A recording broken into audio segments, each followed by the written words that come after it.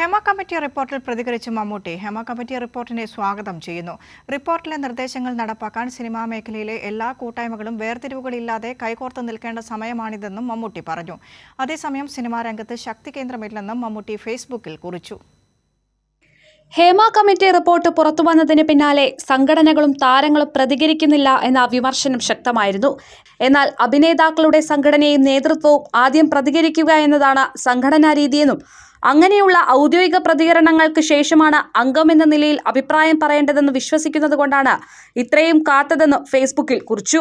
സമൂഹത്തിന്റെ പരിച്ഛേദം തന്നെയാണ് സിനിമ. സമൂഹത്തിലെ എല്ലാ നന്മതിന്മകളും സിനിമയിലുമുണ്ട്. ഹേമ കമ്മിറ്റി റിപ്പോർട്ടിനെ സ്വാഗതം ചെയ്യുന്നു.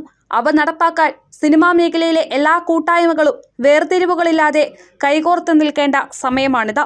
പോലീസ് സത്യസന്ധമായി അന്വേഷിക്കട്ടെ എന്നും മമ്മൂട്ടി വ്യക്തമാക്കി. അതേസമയം സിനിമാ രംഗത്ത് ഒരു ശക്തി കേന്ദ്രവുമില്ലെന്നും മമ്മൂട്ടി ഫേസ്ബുക്കിൽ കുറിച്ചു. ഹേമ കമ്മിറ്റി റിപ്പോർട്ടിലെ പ്രായോഗികമായ ശുപാർശകൾ നടപ്പാക്കണമെന്നും അതിന് നിയമ തടസ്സങ്ങളുണ്ടെങ്കിൽ ആവശ്യമായ നിയമനിർമ്മാണം നടത്തണമെന്നും മമ്മൂട്ടി പറഞ്ഞു. കൈരളി ന്യൂസ്, കൊച്ചി.